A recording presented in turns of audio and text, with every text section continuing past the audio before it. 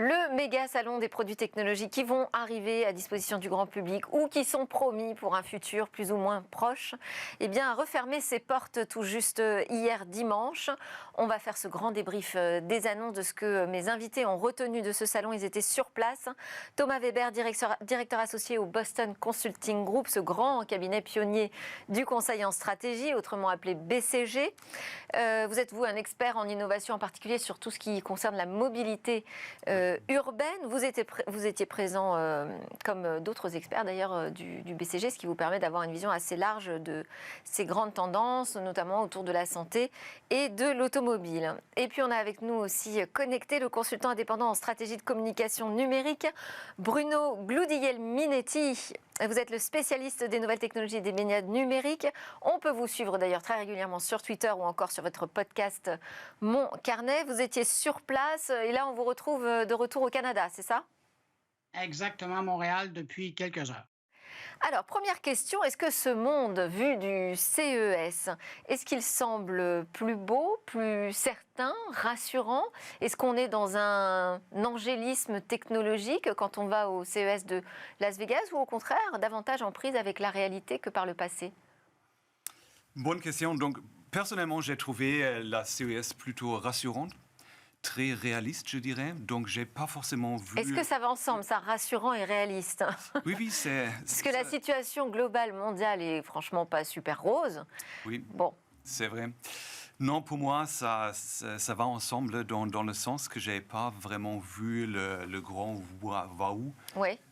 Mais plutôt des innovations incrémentales, mais des innovations réalistes qui se focalisent sur des cas d'usage très concrets, donc qui sont vraiment liés au quotidien et qui ont l'ambition de rendre la vie de chacun un peu plus facile, un peu plus simple. Donc, dans ce sens-là, je pense que c'est réaliste, mais aussi positif. Donc, j'ai quand même senti un esprit positif à essayer à trouver des solutions pragmatiques pour les problèmes, pour les défis que nous avons dans le monde. Donc en prise avec la réalité, mais évidemment avec un certain technosolutionnisme qui redonne espoir. Oui.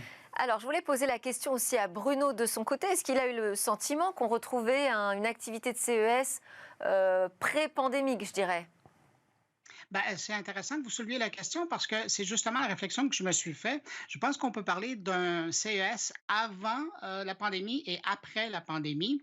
Et je m'explique, c'est que celui que j'ai vu déjà l'an dernier, hein, la petite édition là, où il y avait seulement 45 000 personnes, comparativement à celle-ci où les derniers chiffres là, officiels, c'est 115 000 personnes, on sent que les gens qui sont venus exposer, il y en avait 3 200, sont dans le plus concret. J'aime bien votre expression solutionniste, mais on sent moins d'inspirationnel. On est beaucoup plus dans des solutions très concrètes. Il faut croire que les dernières années ont obligé les entrepreneurs à mettre les deux pieds sur terre et réfléchir à des solutions qui allaient être pertinentes. Et bien que, pour la première fois, les organisateurs du CES avaient évoqué un thème à cette édition-là, et donc ça devait être une édition qui était tournée vers le futur et quelque chose de respectueux par rapport à l'environnement, ben là, je pense qu'on a été gâtés parce qu'il y avait justement des choses qui étaient très concrètes et qui étaient très éco-responsables pour la plupart des cas. Alors, par quoi va-t-on commencer parmi les annonces et ce que vous avez repéré? Je ne sais pas si c'est le plus éco-responsable. En tout cas, il s'est passé quand même beaucoup de choses autour de la mobilité, autour de l'automobile. Il va ressembler à quoi ce futur de l'automobile? Qu'est-ce qui vous a marqué?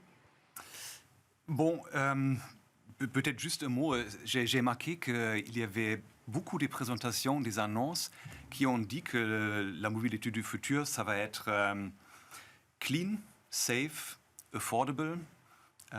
Et je trouve ça intéressant. Donc, parce propre, sûr, abordable. Abordable. Mais j'ai trouvé ça intéressant parce qu'il y avait quelques ans, on a toujours dit ça va être électrifié, autonome, partagé. Ouais. Donc, on a toujours mentionné la techno. C'était une vue très focalisée sur la techno.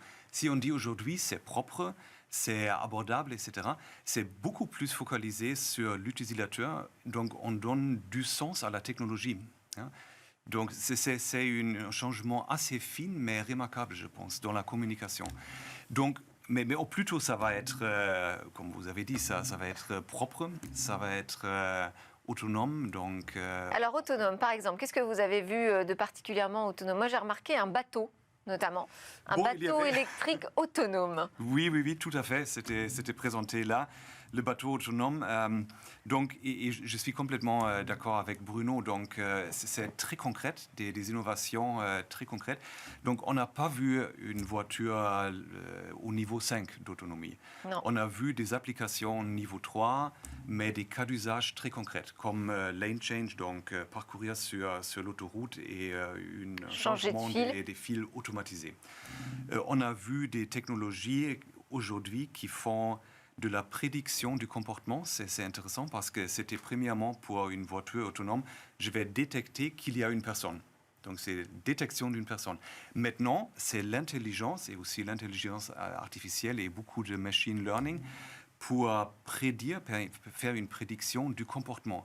Est-ce que cette personne est en risque? Est-ce que c'est un facteur de risque? Donc, est-ce que la personne va sauter sur la route ou pas?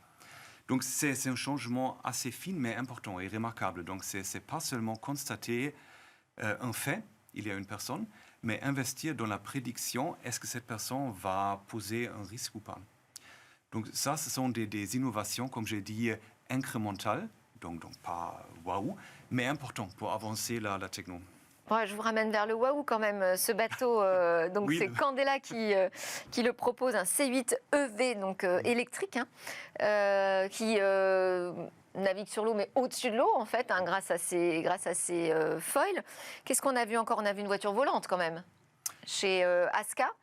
La 5, voiture volante, alors il faudra quand même débourser 789 000 $ si on veut l'acquérir. Mais qu'est-ce que ça veut dire d'avoir un prix? Ça veut dire que ça peut arriver sur le marché assez rapidement. Bon, les fois, Depuis le temps qu'on en parle. oui, les voitures volantes. Il y aurait des autorisations de vol aux États-Unis dans un mois. Oui, et je pense qu'il y a probablement des cas d'usage pour ça, donc ça va aussi arriver dans la réalité, mais ça va rester une partie tout petite de Oui. la mobilité, effectivement. J'ai vu aussi une voiture Sony qui est annoncée avec Honda, où là on se projette plus en 2026. Elle s'appellera Afila. Afila, oui. C'est intéressant de voir un C'est très intéressant. Et, opérateur technologique comme Sony se relancer dans des projets aussi grands. oui, ça c'est vraiment intéressant et on peut aussi solliciter l'opinion de Bruno là-dessus, mais je trouve ça très remarquable que Sony n'a pas présenté une télé ou Ouais. quelque chose d'autre dans la tech, mais présenté une voiture. Et en gros, la CES, c'est devenu la grande exposition de l'automobile. Hein. C'est le nouveau salon de l'auto. Ouais. Absolument, a pris beaucoup de place et même Sony s'impose maintenant sur l'automobile. C'est très intéressant et aussi la rapidité, la vitesse de monter cette voiture. C'est impressionnant. Alors oui, on va vous demander votre avis, Bruno, sur cette présence étonnante de Sony sur le secteur de l'automobile. Oui, ben, ce que j'ai trouvé particulièrement intéressant, c'est la troisième année hein, que Sony arrive avec quelque chose dans le monde de l'automobile. En 2019, Sony avait fait peur aux gens en leur disant que nous pourrions être intéressés à être présents dans le monde de l'automobile. Ça avait eu quelques secousses, notamment à Détroit. L'an dernier, on nous avait présenté deux modèles, deux prototypes. Et là, ça avait l'air à avoir sérieux. Mais là, évidemment, cette année, ce qu'on voit, c'est le résultat d'un partenariat entre Sony et Honda, deux marques qui sont tout de même bien connues à travers la planète. Et donc là, c'est du sérieux. Et vous le disiez, vous avez évoqué 2026. On parle d'une commercialisation au printemps 2026. Alors évidemment, ça, c'est intéressant. Si on revient, bon, évidemment, moi, je suis à Montréal. Et quand on regarde le CES cette année, avec 300 exposants, c'est devenu le salon de l'auto le plus important d'Amérique du Nord. Et ça, c'est pas banal pour des Américains qui tiennent ça chez eux. On vient de déclasser Détroit, qui de toute façon commençait à être le fantôme de lui-même. Même chose pour Los Angeles. Alors ça, c'est important. Et ça fait partie de la diversification du CES pour survivre, pour vivre encore. Et je reviens au clin d'œil que vous faisiez par rapport au transport maritime. Il faut quand même remarquer, il y a Thomas qui parlait de Sony qui ne présentait pas de téléviseur. Et ça a fait bien sourire les gens qui ont remarqué la chose. Mais du côté de Hyundai, on présentait un énorme bateau autonome. On parlait de technologie de navigation maritime autonome. Et ça non plus, c'est pas banal. Avec Hyundai HD, il y a un positionnement qui est en train de se faire. Là. Alors après, il y a les usages aussi dans l'automobile. On a vu arriver possiblement là ce cloud gaming dans la voiture. C'est Nvidia qui proposera ce service. Alors pour le conducteur lorsque la voiture est garée, quand on patiente, ou alors pour les passagers à l'arrière. Ça vous semble ça un marché intéressant ? Tout à fait, oui. On a vu beaucoup des cas d'usage, un peu de mélange de la réalité et de la réalité augmentée dans les voitures. Donc, ce n'est pas uniquement le gaming qui était affecté, mais ce sont aussi des gros écrans, utiliser des vitrages comme espace de projection. Donc, on a en effet, même pour la conduite, un mélange de la réalité augmentée dans la voiture. On a aussi et je reviens un peu dans cette direction des innovations pratiques. J'ai vu plusieurs voitures où vous pouvez éliminer le volant. Ouais. Pour avoir un grand écran, comme vous dites. Vous faites une pause, on remonte le grand écran pour regarder un film ou pour faire du gaming. Donc ce sont des petites innovations qui rendent la voiture un peu plus comme le salon à la maison. Et moi, je pense qu'il y a une vraie attente, une vraie demande, parce que j'en vois déjà qui jouent en voiture. Ouais. Bruno, qu'est-ce que vous avez vu aussi du côté de l'informatique plus classique ? Qu'est-ce que vous avez repéré ? Ah ben écoutez, c'est sûr qu'il y a une vague d'annonces qui ont été faites, notamment du géant Samsung, et qui, lui, arrive avec des différentes solutions, évidemment, pour différents besoins à la maison. Mais ce que j'ai beaucoup apprécié, et il y en a d'autres qui le faisaient auparavant, mais là, de voir un géant arriver comme ça, c'est dans la personnalisation de l'équipement, j'allais dire, domestique, là. Et on parle de l'informatique parce que maintenant, tout ce qui est électroménager, c'est purement électronique, hein. Maintenant, vous avez, le système de réfrigération qui est encore mécanique, là, mais sinon, le reste, c'est d'électronique. Et donc, vous avez du côté de Samsung tout ce qui est système qu'on trouve dans la cuisine, qu'on retrouve pour la gestion de l'entretien ménager. Maintenant, tout ça est très personnalisable. Et ça, c'est quelque chose que par le passé, on ne voyait pas nécessairement jouer. Il y avait des petites entreprises qui tentaient d'être dans un marché niché, mais là, on veut vraiment permettre à tout le monde, probablement parce que les dernières années, on a passé beaucoup de temps à la maison. Alors, Samsung veut, lui, profiter de ce regain d'énergie et d'intérêt à investir pour le chez soi. Alors, il y a tout ça qui est intéressant. Sinon, bien évidemment, il y a tout ce qui entoure le jeu. Vous parliez du jeu vidéo. Et petite anecdote, d'ailleurs, quand je suis arrivé à Las Vegas, le chauffeur de Tesla qui est venu me chercher à l'aéroport, lui, lorsque je suis embarqué dans la voiture, il restait encore un écran d'une partie qu'il était en train de jouer en m'attendant. Et ça, ça prédit l'avenir, hein? Ça le démontre même. Mais donc, c'est ça. Alors, il y a beaucoup de choses pratiques qui sont virées vers le divertissement à la maison, que ça passe par la vidéo ou que ça passe par le jeu vidéo. Mais on est vraiment... Je pense que les 2 dernières années ont vraiment marqué l'imaginaire des géants et des moins grands de l'électronique. Et on veut énormément investir dans la maison, autant la partie divertissement ou de vie à l'intérieur que même le télétravail. Il y a beaucoup d'entreprises qui présentaient des solutions dans le domaine du télétravail pour améliorer les conditions de vie dans le domaine du travail à la maison. Oui, j'ai vu un bureau vélo. En fait, on peut faire du sport tout en travaillant. Voilà, je ne sais pas si on n'est pas quand même dans le registre du gadget, parce que les vélos d'appartement, on en a tous plein dans notre garage, hein, surtout. Côté PC portable, moi j'avais quand même noté Alienware qui présente le PC portable le plus fin du monde. Alors évidemment, ça fait un peu grimper les prix. On est plutôt autour de $1 800. J'ai remarqué aussi le Lenovo, je ne sais pas ce que vous en avez pensé, hein, le nouveau Yoga Book 9i avec ses 2 écrans modulable. Vous voyez, moi, ce qui a attiré plus mon attention du côté de chez Lenovo, c'était le Think Phone.